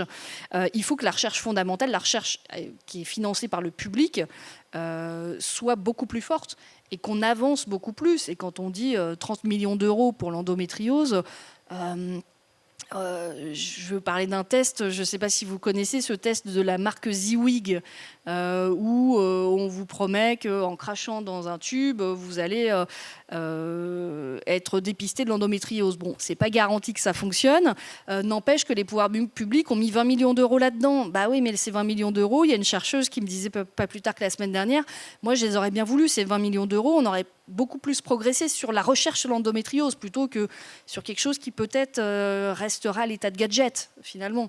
Donc faut que l'argent soit mis, il faut qu'il soit mis au bon endroit aujourd'hui. Et si on n'a pas ce petit coup de pouce qui va permettre d'enclencher la recherche sur toutes ces maladies, que ce soit la migraine, qui n'est pas aujourd'hui, en fait c'est comment dire, la présidente de l'association des migraineux qui nous disait c'est considéré comme une maladie de bonne femme. Aujourd'hui, la migraine, c'est pas un truc prestigieux, donc les médecins, ils se spécialisent pas là-dedans. Si on veut que ça soit un peu plus prestigieux, il faut qu'il y ait de la recherche, il faut que ce soit enclenché. Et pour ça, il n'y a pas de secret, l'argent, il doit venir de l'État. Hein. Alors ça fait le lien justement avec ma question d'après sur la recherche, où vous vouliez peut-être ajouter autre chose. Je voulais bien dire quelque chose par rapport à... Parce que je suis en face sur le fait que les patientes ont un rôle majeur à jouer, et notamment pour l'endométriose, c'est EndoFrance. Donc EndoFrance, depuis les début des années 2000, avec Yasmine Kando, dans les rues. Vraiment, c'était un gros mouvement, et c'est grâce à elle qu'on arrive 22 ans après à créer des filières de soins et à faire tout ça. Alors certes, c'est pas assez, hein, mais clairement, il y a un rôle à jouer, et encore plus maintenant aujourd'hui, les usagers, les usagères sont entendus, et donc en fait, ce sont des acteurs majeurs de la santé, et pour faire infléchir les pouvoirs publics, comme les médecins ne peuvent pas faire tout seuls. Oui, il y a plusieurs associations de patientes qui souffrent d'endométriose. Il y a aussi maintenant une association assez bien constituée pour le fibrome qui a créé un congrès. Là, c'était le 3e congrès la semaine dernière. Voilà, il y a des choses qui progressent, mais il faut se faire entendre, il faut se faire voir. Voilà, on n'en est pas à la Ligue contre le cancer, on n'est pas à France Asso Santé, qui sont des associations, alors parfois issues d'autres, mais qui existent depuis très très longtemps. Il faut que les patientes prennent les devants pour faire parler de leur maladie. Ouais. Et c'est vrai que quand je vois mes pères, les plus anciens, qui allaient du coup plaider pour une pathologie auprès des pouvoirs publics, ils prenaient une patiente, il faut être plusieurs pour montrer du coup l'intérêt et l'impact majeur en fait. Il y a même maintenant, il faut prendre aussi les dents, faut vraiment être à plusieurs, et je pense qu'on peut faire de belles choses. Et je voulais rebondir aussi sur cette, sur le côté un peu sexy des spécialités. C'est vrai que ce qui joue aussi, c'est que quand on fait nos études de médecine et qu'on doit choisir pour une surspécialité, on va prendre celles qui sont un peu hype, un peu à la mode, et à mon époque, l'endométriose, autant vous dire, c'était pas du tout à la mode. Être chirurgien, il fallait être chirurgien du cancer. Le cancer, c'était noble, on enlevait une tumeur, on guérissait la dame. Mais alors la qualité de vie, le confort de vie, ça, c'était loin des préoccupations médicales. Heureusement, aujourd'hui, c'est plus du tout le cas. On veut que les patientes, on essaye d'avoir cette culture. On a cette culture de symptômes, de qualité de vie, et donc on essaye. En tout cas, j'essaye de redonner avec d'autres collègues, bien sûr, les lettres de noblesse aux douleurs, aux pathologies qui ont l'air d'être invisibles en fait, mais qui viennent impacter toute la société.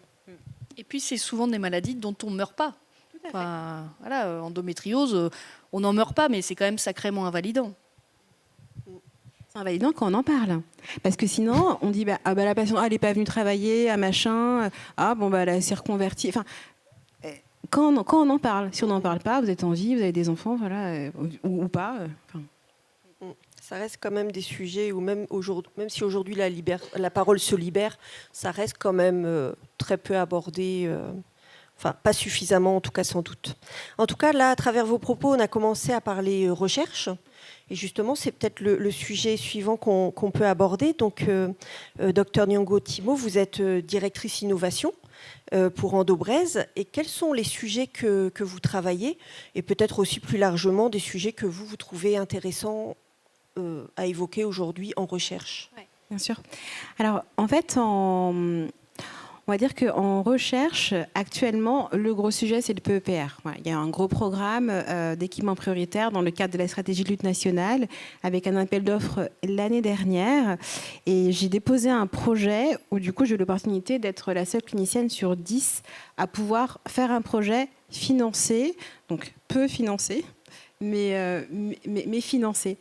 Et ce qui est assez intéressant dans ce projet, c'est que le but, c'est de vraiment comprendre les mécanismes de l'endométriose. Alors, clairement, avec trop peu de moyens, mais on est parti de se dire que ce qu'on souhaite faire, c'est une preuve de concept pour après pouvoir appeler d'autres financements. On est donc 10, 3 CHU.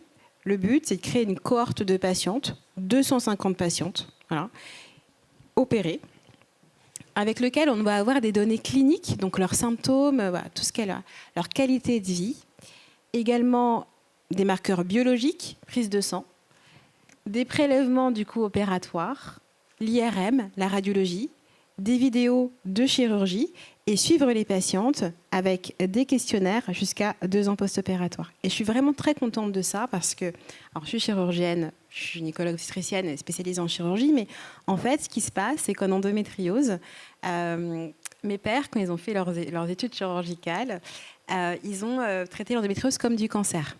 Il y a un nodule, on enlève le nodule, après ça va mieux. Bon. En fait, ils l'ont traité en termes de... On essaie d'avoir peu de complications, elle sort à J5, au revoir madame. Sauf qu'en fait, l'endométriose, c'est une maladie qui donne des symptômes douloureux. Et donc le but, c'est d'améliorer la qualité de vie des patientes. Mais pour ça, il faut la connaître avant et la suivre après. Et comme c'est une maladie chronique, c'est pas en un mois, c'est sur plusieurs... Donc en général, c'est au moins 2 ans. Donc là, ça sera une des seules études de ce type, prospective. Voilà. Et ce qui est très intéressant, c'est qu'on aura, donc chaque partenaire va travailler sur une thématique clé. Il va y avoir des thématiques biologiques. Donc j'ai une collègue, Élodie Chandala, qui est professeure, qui travaille à Toulouse, qui, elle, va s'occuper en fait de tout ce qui est prélèvement opératoire, biocollection. Donc on va tous faire des biocollections, mais c'est elle qui va les récupérer. Et elle va créer des micro-environnements en fait utérins pour tester des médicaments. Ça, c'est prometteur. Voilà. Ça c'est vraiment chouette. À côté, à Nantes, Claire Cardaillac, elle, donc je vous ai parlé de prélèvements biologiques. Il va y avoir des prélèvements de microbiote au niveau des selles, au niveau du vagin. Et elle, son but, ça va être d'analyser en fait le microbiote d'une femme qui a l'endométriose. Et ça va être également, c'est extrêmement prometteur. Vous avez tous entendu, tous vu cette étude sur Fusobacterium. Voilà. Donc, je ne vais pas rentrer dans tout ça, mais on va dire que même si ces études, il y a beaucoup de biais, il y a quand même une piste sur le microbiote. Et à côté de ça, moi à Rennes, nous à Rennes, avec mon équipe, on va travailler sur la prédiction en fait post-opératoire, savoir quel patient on doit opérer, comment et quand. Et pour ça, en fait, on aura les données cliniques, les données de radiologie, les données de vidéo chirurgicale et les issues post-opératoires pour faire des modèles prédictifs, parce que vous savez qu'à l'époque, on opérait trop les patientes, pas forcément assez bien. Et du coup, ça va nous permettre de créer ces modèles-là. Et avec toutes ces données, donc on aura, vous avez vu, c'est ce qu'on appelle une cohorte haute définition avec des données multimodales. Eh bien, c'est de les intégrer ensemble pour finalement construire un petit peu mieux, comprendre un petit peu plus quelle est cette pathologie en fait. Donc ça, c'est le PEPR. Et du coup, certes, il faut le dire, c'est sous-financé, voilà, très, très clairement, mais ça va nous permettre de poser des billes pour avoir plus de financement après pour continuer. Donc c'est quand même, faut quand même qu'on soit optimiste. Et vous en avez pour combien de temps du coup sur cette étude ? Alors, c'est un financement sur 5 ans. On va faire le kick-off en octobre. Et du coup, la cohorte, on la commence, on espère, en mai 2026 avec un suivi de 2 ans. Voilà, j'ai plusieurs PhD qui vont être dessus, enfin des thèses de sciences. Et ce qui est bien, c'est qu'en fait, on est plusieurs groupes à travailler. On est du coup 10 groupes en fait à travailler sur ça, avec chacun sa thématique. On va pouvoir. Voilà. Et pour avoir une idée, donc vous dites sous-financé, c'est combien ? Alors, en fait, vous savez, il y a 2 consortiums. Il y a le consortium, donc c'est santé des femmes, santé des couples. Il y a le consortium infertilité et le consortium endométriose. Et il y a aussi, du coup, l'étude de Marina Skaskov, voilà, sur une étude épidémiologique extrêmement importante, Marina, que j'apprécie beaucoup. Et donc, tout ça a été séparé en 3. Donc les 25 millions en 3. Les 25 millions en 3, mais les 25 millions avaient déjà régressé. Donc là, pour notre consortium endométriose, on est à 5-6 millions. Donc c'est vraiment pas beaucoup. C'est vraiment pas beaucoup. Donc en fait, on est obligé de demander des financements à côté. Enfin, voilà, c'est vraiment pas assez. Et justement, alors pardon, je repose des questions, du coup c'est mon métier qui revient. Mais quand vous n'avez pas suffisamment d'argent comme ça, est-ce que vous pouvez demander de l'argent ailleurs ? Ah bah oui, non mais c'est à qui ? Ce que je disais à Pierre, mon directeur de recherche, c'est qu'il y a un grand ami, c'est-à-dire qu'en fait, on cherche beaucoup. En fait, on cherche de l'argent. On est chercheur, mais on cherche de l'argent surtout. En premier lieu, donc on demande, donc là l'INSERM, donc ça c'est un plan avec l'INSERM. L'INSERM a refait un appel d'offres cette année pour du coup faire des cofinancements de PhD, donc on réapplique. Heureusement, il y a EndoFrance, il y a aussi bien sûr la Fondation Recherche Endométriose, dont je suis vice-présidente du comité scientifique, qui propose également des financements, mais c'est pas assez. Donc il y a ça, il y a Endobraise qui propose aussi des financements, 30 000 €, mais bon, j'ai des petits conflits d'intérêts, donc c'est un peu compliqué pour moi. Mais il y a d'autres filières de soins qui proposent également, mais voilà, vous voyez, c'est 30 000, 50 000, ça on ne fait pas non plus. C'est voilà, clairement un gros enjeu financier très clair. Et après, mais ensuite, voilà, ce qu'on fait, c'est de travailler quand même si on sait qu'on n'est pas assez financé, pour avoir des résultats préliminaires prometteurs, pour demander encore plus après. C'est clairement ça, en fait, la démarche. Donc, il y a cette étude. Et, alors, je ne vais peut-être pas tout vous dire. Il y a cette étude-là. Oui. Il y a également, du coup, des études sur l'innervation utérine. Voilà, on ne connaît rien en innervation utérine. Or, les douleurs en fait, pelviennes seraient liées à des anomalies de l'innervation. Donc, j'ai mené des travaux anatomiques pour améliorer la compréhension déjà de l'innervation utérine normale de la femme, qu'on ne connaissait pas déjà.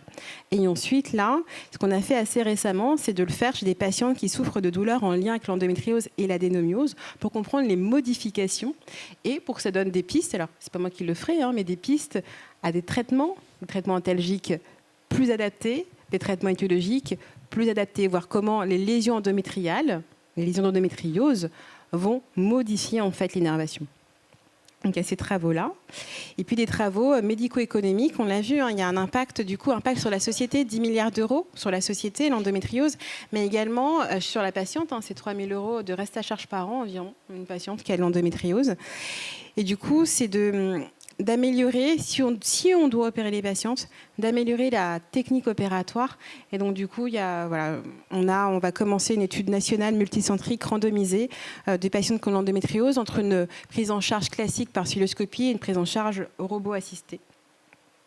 Et enfin, et pas des moindres, c'est le projet qu'on a avec Ophélie Carta. Voilà, c'est le Living Lab Santé des femmes. Donc, pas qu'endométriose, mais vraiment toute la santé des femmes, pour justement, alors il y a plein de missions à ça.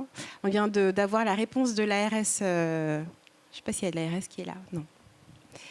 On vient d'avoir la réponse via l'ARS qu'on a un financement du coup via le Conseil national de refondation qui va nous permettre de débuter de manière très très, on va dire concrète.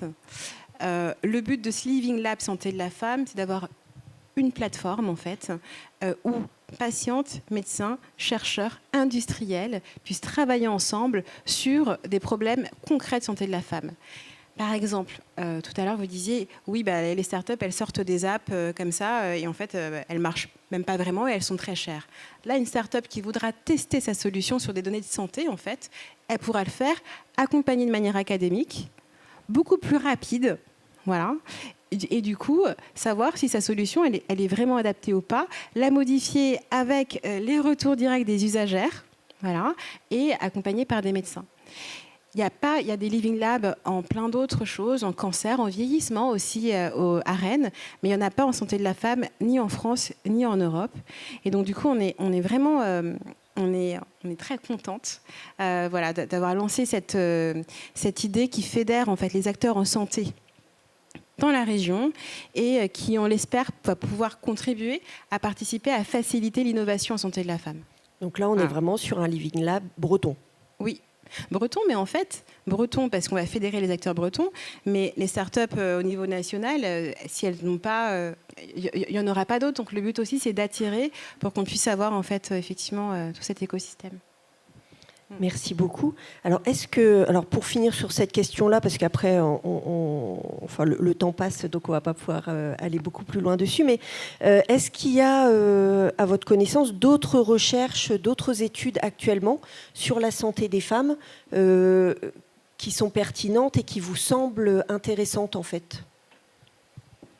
On sent qu'il y a pas mal de cohortes qui se montent. Alors, j'en ai pas une en tête spécifiquement, mais pas mal de cohortes qui se montent sur les femmes ménopausées. Est-ce que c'est parce que la santé des femmes est un peu, entre guillemets, dans l'air du temps, ou est-ce que parce qu'il y a une prise de conscience, mais on sent qu'il y a pas mal de choses qui sont faites. Alors, quand je disais le marché n'est pas suffisamment mature aujourd'hui pour les industriels, il y a des choses comme les bouffées de chaleur, où là, il y a des industriels qui se mettent dessus, parce que il y a des molécules qu'on commence à bien connaître. Par exemple, Bayer va bientôt sortir, ou est en train de sortir un médicament. Donc, il y a des choses quand même qui se font un peu partout, assez diffuses. Je ne sais pas si c'est toujours très coordonné. C'est toujours un peu le problème de la recherche, c'est que parfois c'est plus de la concurrence que de la coordination. Donc il y a des équipes qui travaillent en même temps sur la même chose, mais de façon séparée. Mais bon, ça a été toujours comme ça en matière de recherche. Mais on sent que ça bouge. On sent vraiment que ça bouge. Que, voilà, on s'est dit, le livre, il s'appelle Les négligés, mais la santé des femmes a longtemps été négligée, mais ça bouge, ça change. Et tant mieux, mais on part de très très loin, quoi. Non, tout à fait. Alors, on va dire qu'il y a plein d'actions sociétales qui sont en train d'être faites en santé de la femme, et ça, c'est génial. Il y a plus de moyens, ça, c'est sûr. Donc, certes, c'est pas assez, mais il y a plus de moyens.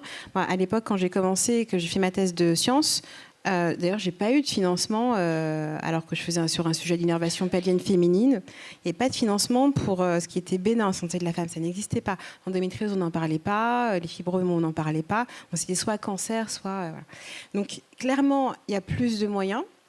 Il y a Compare. Effectivement, il y a pas mal de cohortes qui se mettent en place. Il y a eu quand même, il y a quand même des avancées. Il y a les études de Sofiane Bendifella sur le micro-RN qui a mené au test salivaire. Certes, peut-être que... il y a plein de choses à voir sur ce test salivaire, mais en tous les cas, d'avoir abouti à une signature salivaire de l'endométriose qui doit être validée en population externe, voilà, plein de choses qui doivent être faites encore, bien sûr. Il y a quand même de l'émulation. Et donc ça c'est bien sûr assez enthousiasmant, même si ce n'est pas assez. Merci beaucoup. Donc, merci pour tous ces éléments. Alors moi, j'avais une dernière question. Alors moi, je travaille pour la Mutualité Française Bretagne. On travaille depuis maintenant quelques années à un programme spécifique sur la santé des femmes qu'on veut dédier à toutes les Bretonnes. Donc on travaille les risques cardiovasculaires, on travaille la charge mentale, on travaille la santé globale de la femme à travers un escape game qu'on vient de créer, avec vraiment la volonté que tout ça soit gratuit, évidemment, pour les femmes qui participent à nos actions. Donc ça, c'est le côté non lucratif, évidemment, de la mutualité. Parce qu'on estime justement que la santé ne doit pas être laissée aux mains des financiers. Donc moi, j'avais deux questions par rapport à ça. Alors d'une part, qu'est-ce que vous pensez aujourd'hui de la prévention ? Est-ce qu'elle est suffisamment orientée santé des femmes, globalement ? Est-ce que c'est quelque chose que vous ressentez, que vous avez pu constater ? Et par ailleurs, plutôt là, une orientation mutualité, vous en avez déjà parlé tout à l'heure à travers les mutuelles. Quelle place vous pensez que les mutuelles ou la mutualité pourraient prendre justement pour promouvoir encore un peu plus cette santé des femmes ? Oh, la question est vaste. Non, ce que je disais, c'est est-ce qu'il n'y a pas la possibilité de revoir un peu ce qu'on rembourse ?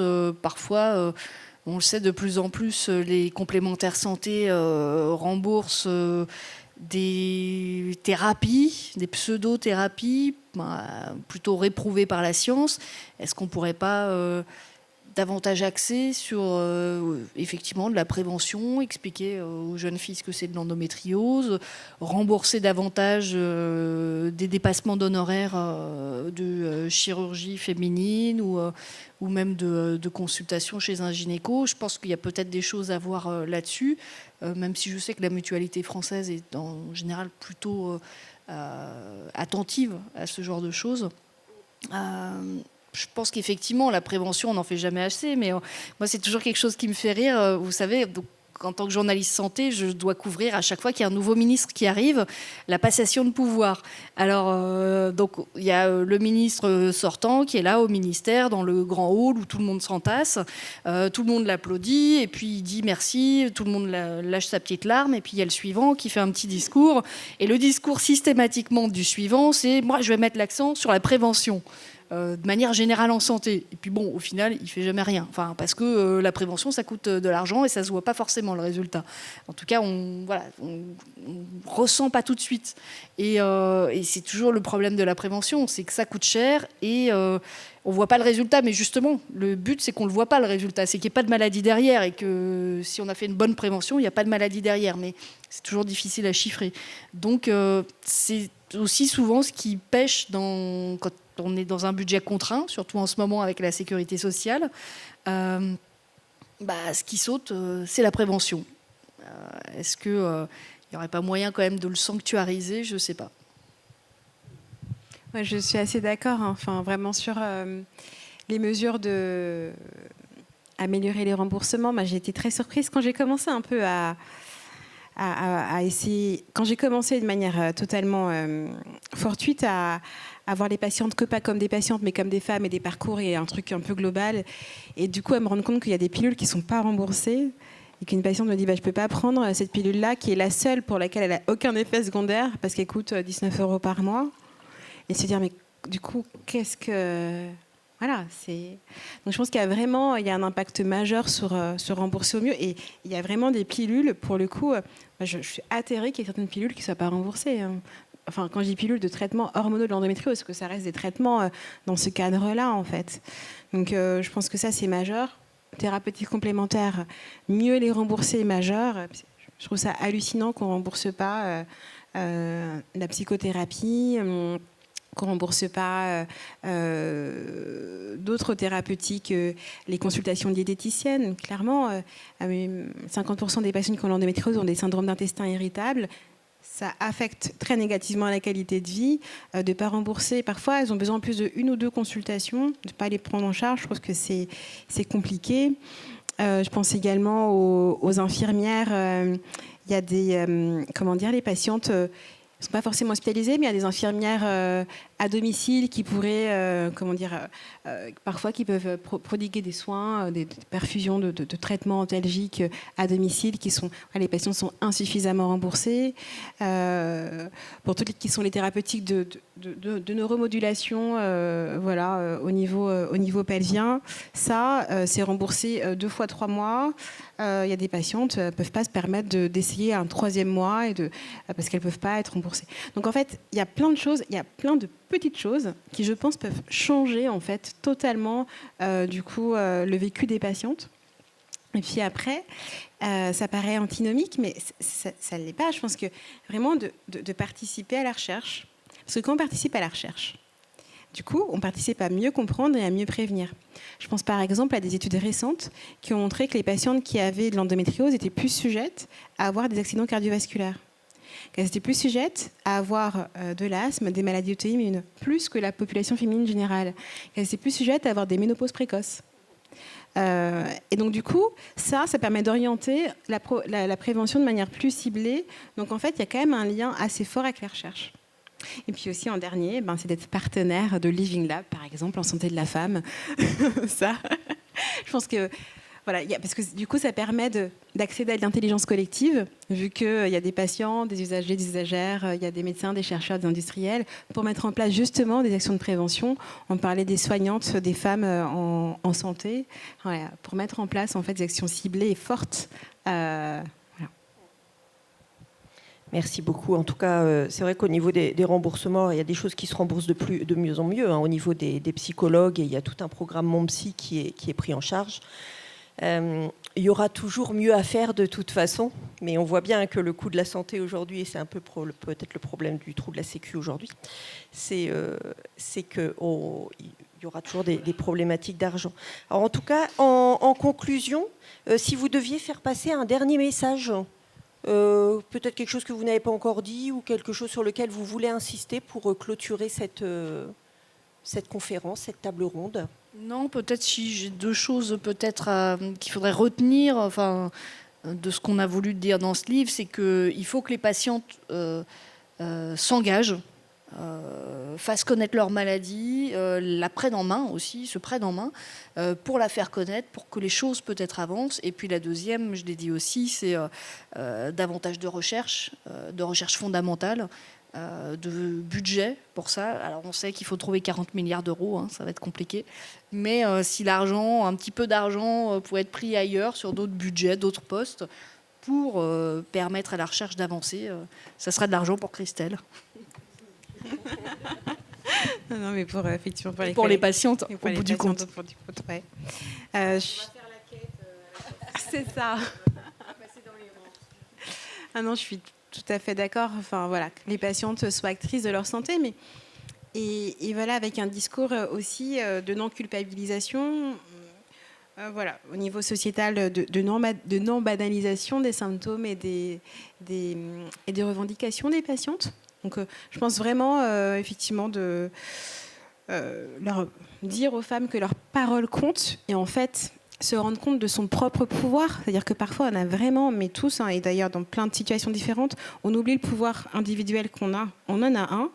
Et quand ce pouvoir individuel rencontre quelqu'un d'autre, on a un pouvoir collectif fort. Les patientes ont un pouvoir énorme. Énorme. Et donc, en fait, ça, je pense qu'il faut en prendre conscience, clairement. Il ne faut pas lâcher. Donc, moi, je vois des patientes qui viennent me voir et qui me disent tous les médecins ont dit ça, machin, mais vraiment, moi, je pense que... et qui ont bien raison. Donc, clairement, se faire confiance... C'est assez drôle parce que quand j'étais plus jeune et qu'une patiente me disait, vous savez, je connais mon corps, ça me faisait sourire parce que je me disais, mais qu'est-ce qu'elle me raconte? Alors, je connais mon corps. Et en fait, je pense que aussi d'avoir l'humilité de se dire, en fait, d'entendre toutes les données, d'entendre les données scientifiques, données médicales, données qu'on connaît, et d'entendre les données de la patiente et de les prendre comme des informations égales et de se rendre compte que, oui, souvent, en fait, les patientes ont raison. Et donc, je pense, je dirais, d'avoir confiance en soi pour, à titre personnel, individuel, pour revendiquer et qu'on prenne soin en fait de sa pathologie et soin de son corps, et également d'un point de vue pouvoir public, d'aller frapper aux portes, d'agir en groupe pour pouvoir qu'on puisse avancer. Parce que vous êtes une aide pour nous, parce que nous c'est pareil en tant que praticiens. Vraiment, parfois, on se sent démunis, en fait, parce qu'on a envie que les choses changent et parce qu'on se rend bien compte que, du coup, on prend aussi sur nous le manque, en fait, le manque de médecins, le manque de temps. On prend sur nous, sur notre énergie, et c'est difficile. Et donc, en fait, à plusieurs, je pense qu'on pourra aller plus loin. Et puis voilà, j'espère que c'est ce qu'on fera avec le Living Lab. C'est aussi ça qui change en fait, c'est de pouvoir du coup que la société civile et que les patients puissent avoir aussi un lieu en fait où on puisse parler des différentes pathologies qui les touchent. Et peut-être pour conclure, oui, j'avais complètement oublié de le dire, mais peut-être qu'aussi le fait que la santé des femmes arrive de plus en plus dans l'espace public, la conséquence... Alors, j'imagine que c'est la conséquence, c'est que le ministère de la Santé, le ministre a annoncé il y a un mois qu'il y aurait un plan santé des femmes qui sera annoncé en septembre. Donc alors à voir ce qu'il y aura dedans. Est-ce que ce sera creux? Est-ce qu'il y aura vraiment des choses? On verra pour la suite, mais en tout cas, ça c'est la bonne nouvelle. Merci beaucoup, en tout cas, pour ces échanges et la qualité de ces derniers. Je vais peut-être laisser je vais laisser la parole au public. Océane a un micro à vous faire passer dans la salle. Donc, si vous avez des questions pour nos deux intervenantes, n'hésitez pas. Je voulais rebondir. Vous avez parlé de... je suis stressée, du coup, j'oublie ce que je veux dire. Sur l'information des patientes, qu'elles avaient du mal à trouver la bonne information, qu'elles se retrouvaient sur des sites, ceux qui ont beaucoup d'argent marketing et donc qui ne sont pas forcément ceux qui ont la bonne information. Et moi, dans le travail que j'ai entrepris là, depuis quelques années, je vois au niveau associatif, que ce soit des associations de patientes ou d'autres associations qui ont des niveaux de qualité, d'information, d'actualité, de mise à jour qui sont vraiment incroyables sur plein de pathologies féminines justement qui se développent et on les connaît pas assez Et donc, ma question, ou plutôt ma piste, c'était aussi déjà comment, au niveau de la CPAM, de l'assurance maladie, mais vraiment que ce soit beaucoup plus visible, ces ressources qui arrivent plus vite sur Internet, en plus haut, ces ressources associatives qui sont en fait vraiment des pépites et qui ça pourrait permettre d'éviter effectivement certaines dérives. Donc c'est plus une piste de réflexion qu'une question en soi, mais j'y pensais tout à l'heure sur l'information en tout cas. Ouais, alors moi je suis pas spécialiste de Google, mais je sais pas quels sont les outils, mais effectivement, je parlais tout à l'heure du dossier ménopause de l'INSERM. Ils ont plein de dossiers super bien fichus sur on en est où de la recherche, qu'est-ce qui fonctionne pas dans les pratiques non conventionnelles, et ça c'est super utile. Mais effectivement, faut aller chercher. Parfois c'est le 10e résultat quand vous faites une recherche Google. Alors je sais pas comment ça fonctionne, mais en tout cas, par exemple, pour l'IVG, on a réussi, le gouvernement a réussi à faire en sorte qu'on supprime tout ce qui n'était pas l'information première et fiable sur l'IVG. Et maintenant, quand on tape IVG, normalement, le premier résultat, c'est quelque chose de fiable qui arrive.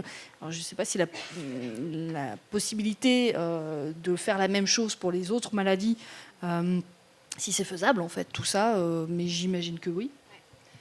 Non, c'est extrêmement intéressant. Et merci pour cette question, parce que c'est vrai que c'est intéressant. Je trouve qu'il y a 2 niveaux. Il y a l'information grand public qu'on trouve sur Google et l'information qu'on devrait avoir par un professionnel de santé qui n'est pas toujours donnée. Et en fait, sur ça, il y a clairement de la recherche à faire, des travaux. En fait, ce qui est intéressant, c'est de savoir qu'est-ce que la patiente a envie de savoir. Donc clairement, il y a probablement dans chaque pathologie des questions récurrentes, et ce sont les premières qu'elles veulent savoir. Il y a aussi la façon de le dire. Quand on dit quelque chose, quand j'informe la patiente, est-ce qu'elle a entendu ce que j'ai dit? Est-ce qu'elle a compris ce que j'ai dit? Est-ce que moi, ce que j'ai dit, c'était ce que je pensais vouloir dire? Et donc, en fait, on pourrait créer de manière assez simple, en fait, des informations patientes, mais en ayant fait vraiment un petit travail de recherche de communication, en fait, de savoir quels sont les mots que la patiente comprend mieux pour désigner ce que je veux qu'elle comprenne. Je parle par exemple des informations préopératoires, parce que je suis chirurgienne. Moi, ce que je veux comprendre, c'est être sûre que la patiente, elle comprenne ce que je vais faire, elle comprenne mon risque de complications, elle comprenne ce qui va se passer après.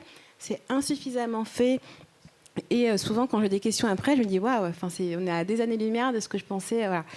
Et que ça puisse être presque automatisé et en fait avec des fiches d'information données aux patientes, parce que sinon on se dédouane aussi de notices sur Internet random faites.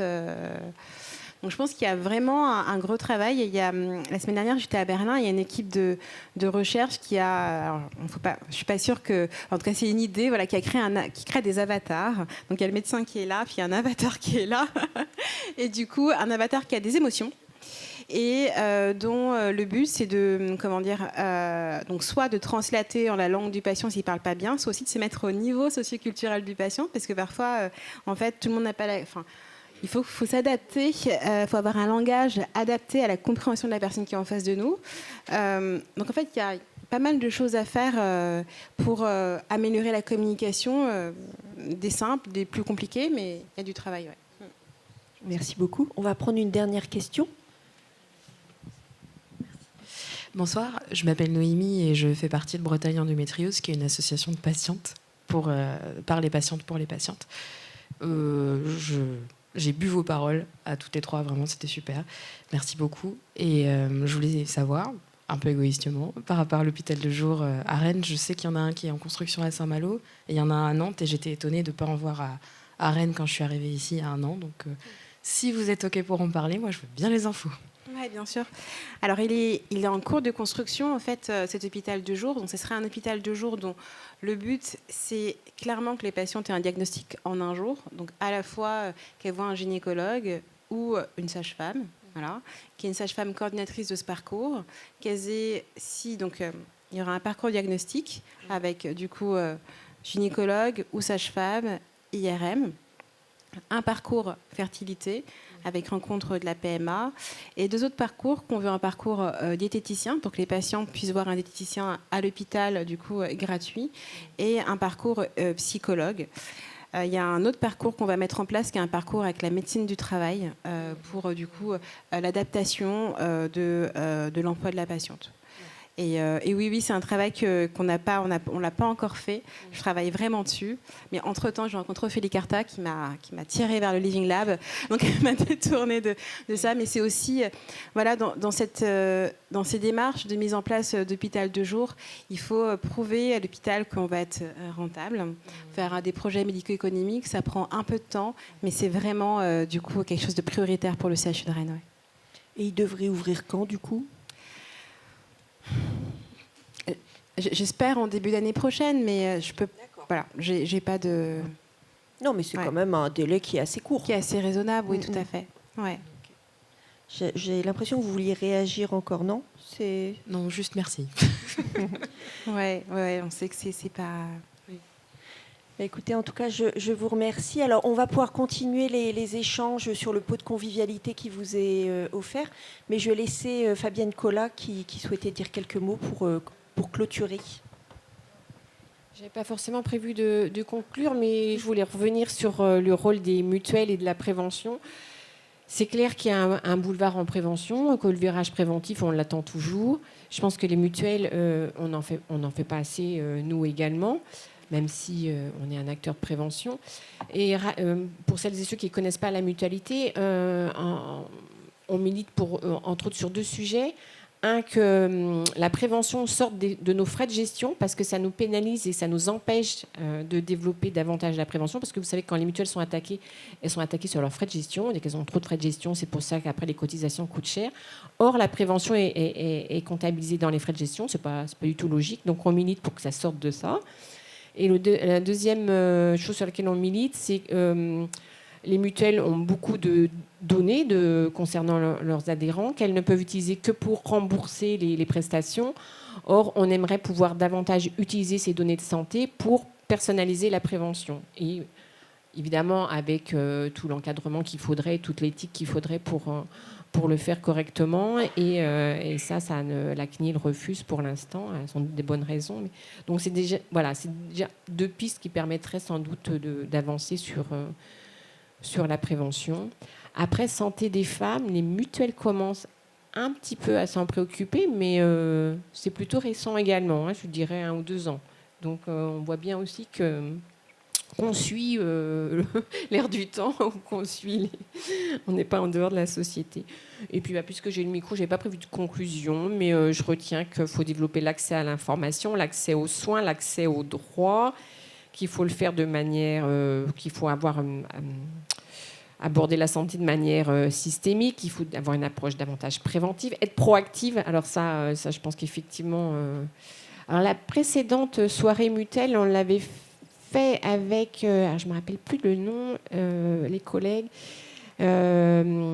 l'autrice du syndrome de l'impostrice, Marine Bruno, voilà, qui invitait les femmes à oser et à justement à ne pas avoir l'impression qu'elles n'ont pas le droit, qu'elles ne font pas bien, qu'elles ne sont pas à la bonne place. Donc cette idée d'être proactive, de ne pas attendre et d'y aller, ça me plaît bien également. Et puis il a été question d'être enthousiaste. Donc oui, continuons à l'être. Merci à toutes les deux d'être enthousiastes. Et je vous souhaite aussi d'être enthousiastes, parce que c'est comme ça qu'on fera avancer les choses. Bon, on continue autour d'un verre, c'est ça ? C'est le côté convivial de la mutualité. Encore un grand merci.